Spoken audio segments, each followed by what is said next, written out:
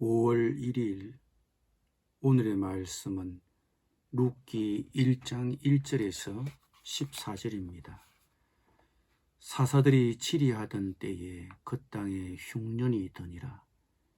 유다 베들레헴의 한 사람이 그의 아내와 두 아들을 데리고 모압 지방에 가서 거류하였는데 그 사람의 이름은 엘리멜렉이요 그의 아내의 이름은 나오미요 그의 두 아들의 이름은 말론과 기론이니 유다 베들레헴 에브랏 사람이더라. 그들이 모압 지방에 들어가서 거기 살더니 나오미의 남편 엘리멜렉이 죽고 나오미와 그의 두 아들이 남았으며 그들은 모압 여자 중에서 그들의 아내를 맞이하였는데 하나의 이름은 오르바요 하나의 이름은 룻이더라. 그들이 거기에 거주한 지 10년쯤에 말론과 기론 두 사람이 다 죽고 그 여인은 두 아들과 남편의 뒤에 남았더라. 그 여인이 모압 지방에서 여호와께서 자기 백성을 돌보시사 그들에게 양식을 주셨다 함을 듣고 이에 두 며느리와 함께 일어나 모압 지방에서 돌아오려 하여 있던 곳에서 나오고 두 며느리도 그와 함께하여 유다 땅으로 돌아오려고 길을 가다가 나오미가 두 며느리에게 이르되 너희는 각기 너희 어머니의 집으로 돌아가라. 너희가 죽은 자들과 나를 선대한 것 같이 여호와께서 너희를 선대하시기를 원하며 여호와께서 너희에게 허락하사 각기 남편의 집에서 위로를 받게 하시기를 원하노라 하고 그들에게 입맞춤에 그들이 소리를 높여 울며 나오미에게 이르되 아니니이다. 우리는 어머니와 함께 어머니의 백성에게로 돌아가겠나이다 하는지라. 나오미가 이르되 내 딸들아 돌아가라. 너희가 어찌 나와 함께 가려느냐. 내 태중에 너희의 남편 될 아들들이 아직 있느냐. 내 딸들아 되돌아가라. 나는 늙었으니 남편을 두지 못할지라. 가령 내가 소망이 있다고 말한다든지 오늘 밤에 남편을 두어 아들들을 낳는다 하더라도 너희가 어찌 그들이 자라기를 기다리겠으며 어찌 남편 없이 지내겠느냐. 지내겠다고 결심하겠느냐. 내 딸들아 그렇지 아니하니라. 여호와의 손이 나를 치셨으므로 나는 너희로 말미암아 더욱 마음이 아프도다 하며 그들이 소리를 높여 다시 울더니 오르바는 그의 시어머니에게 입맞추되 룻은 그를 붙쫓았더라.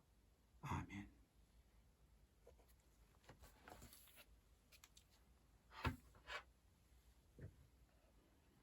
룻기는 이렇게 시작하고 있습니다.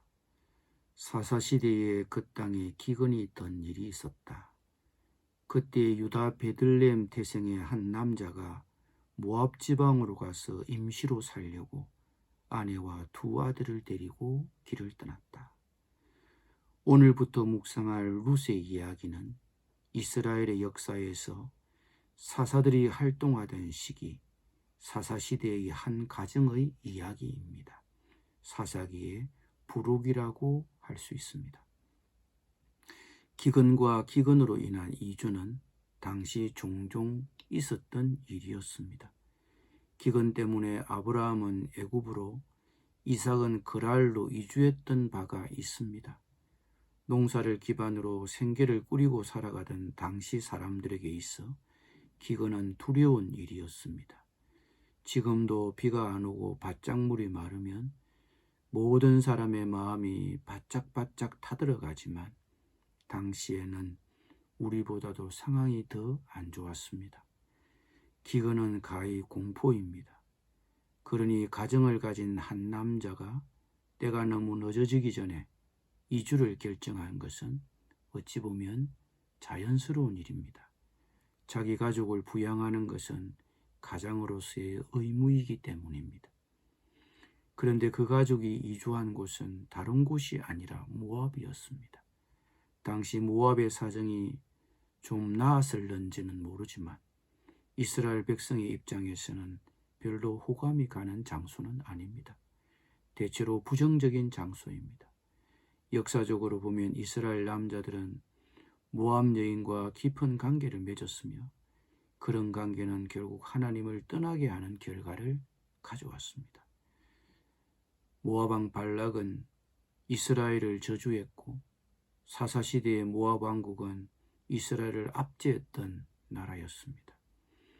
그런 적대적인 관계에 있는 모압 땅으로 이스라엘의 한 남자가 이주를 결정했다는 것은 쉽게 수긍하기가 어렵습니다. 어쨌든 모압 땅은 한 이스라엘의 남자가 이주를 결정하기에는 의외의 장소입니다. 항상 이런 의외의 선택이나 결정은 우리가 성경을 읽을 때 주목해야 하는 신호가 됩니다. 룻기 이야기 안에는 한 가문의 남자들의 죽음, 시어머니 나오미와 함께 이스라엘로 가려고 하는 자부 룻의 대단한 결심, 모압 여인 룻에 대한 이스라엘 사람들의 적대적인 자세, 룻과 결혼하기를 거부하는 친족들, 그럼에도 신실하고 충성되게 행동하는 룻이 그려져 있습니다. 룻기는 여성에 의한 여성의 이야기라고 할 수 있습니다. 그 이야기의 출발에 나오미가 나옵니다. 그녀는 모압으로 이주한 지 10년 후에 자신의 남편도 두 아들도 잃었습니다. 그리고 홀로 남겨졌습니다. 그런데 그곳에서 결혼한 두 아들은 자녀가 없었습니다. 생계를 위해 이주한 그 땅에서 다 잃었습니다. 그리고 후사도 없었습니다.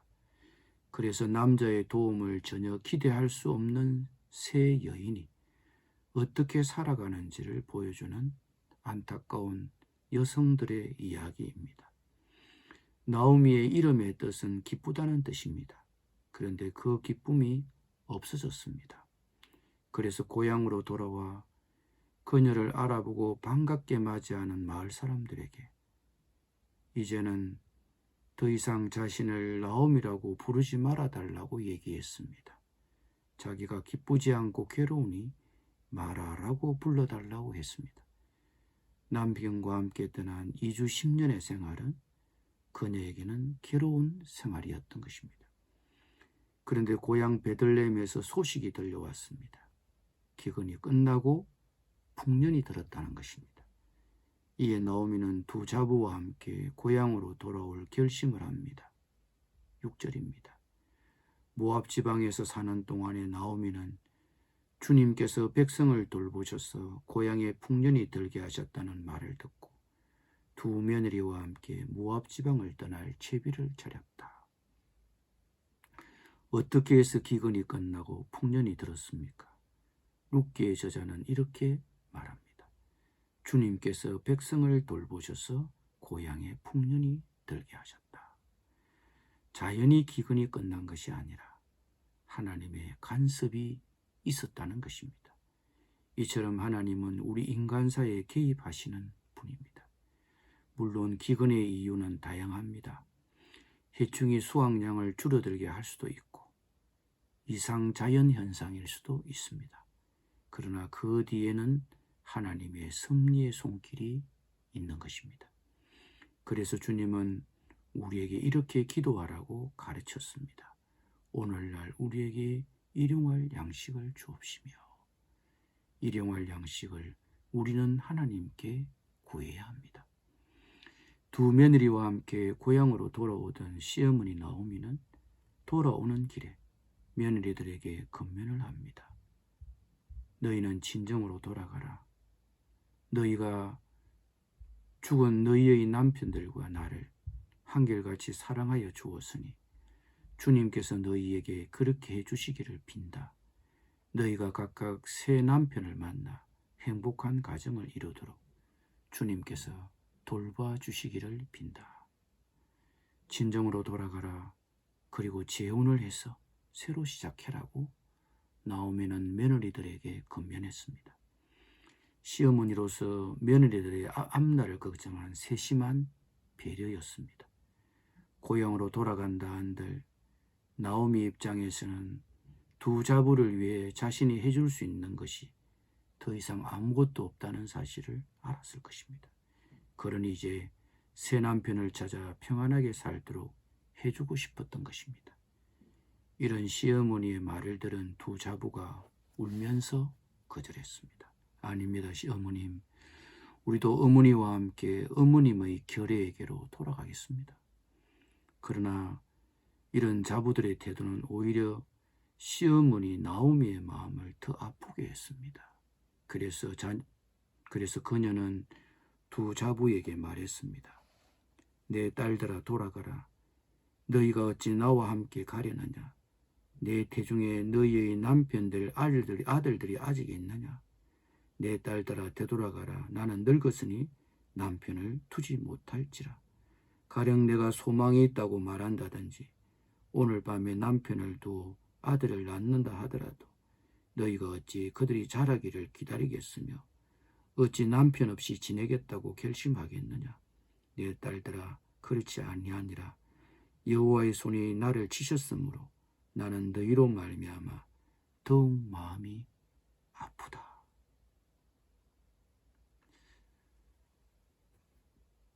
재혼을 포기하고 늙은 시어머니를 돌보고 살겠다고 하니 나오미 입장에서는 참 고마운 말이었습니다.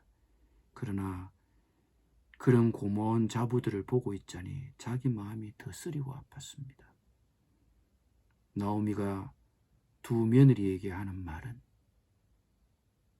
계대 혼사상을 염두에 두고 한 말로 보여집니다. 이스라엘에서는 형이 자식을 두지 못하고 죽으면 동생이 형의 부인을 맞아서 그의 자손을 이어주어야 할 책임이 있었습니다. 그러니 나오미가 남편을 두어 아이를 가지면 두 자부의 대를 이어줄 수 있는 기회가 되겠죠. 그러나 늙은 자기 자신이 남편을 두고 혹 남편을 둔다 한들 그 자식이 클 때까지 너희들이 기다릴 수 있겠느냐라는 탄식조의 말이 그녀에게 담겨 있는 것입니다. 그러면서 시어머니 나오미는 말을 덧붙였습니다. 너희들 처지를 생각하니 내 마음이 너무나 괴롭구나. 주님께서 손으로 나를 치신 것이 분명하다. 남편과 사별하고 두 아들마저 잃은 지난 10년의 이민 생활을 되돌아볼 때 나오미는 자신의 그 불행한 처지가 하나님이 자기를 치셨다고 표현하고 있습니다. 이런 표현에 비추어 보면 나오미는 그동안 남편을 잃고 자식을 잃어도 하나님과의 관계에 대해서는 전혀 신경을 쓰지 않았음을 알 수 있습니다. 그런데 지금 자부들을 보면서 자신의 현재 불행을 하나님과의 관계에 비추어서 생각하고 있습니다. 왜 이런 재앙이, 왜 이런 불행이 내게 닥쳐왔는가? 하나님이 나를 치셨기 때문이다. 나오미에게 이렇게 생각의 변화가 온 것입니다. 어려움 앞에 서 있습니까? 모든 일이 다 그런 것은 아니겠지만 어려움이 닥쳤을 때 자신의 그 어려운 처지를 하나님과의 관계에서 돌이켜 생각해 보시기를 바랍니다. 기도드리겠습니다. 주님, 우리에게 어려움이 닥칠 때 그 어려움을 하나님과의 관계에서 생각해 보게 하여 주옵소서. 그리고 어떤 어려움 앞에서도 잠시의 모면보다 신앙적인 결정과 결단을 하게 하여 주옵소서. 예수님의 이름으로 기도드립니다. 아멘.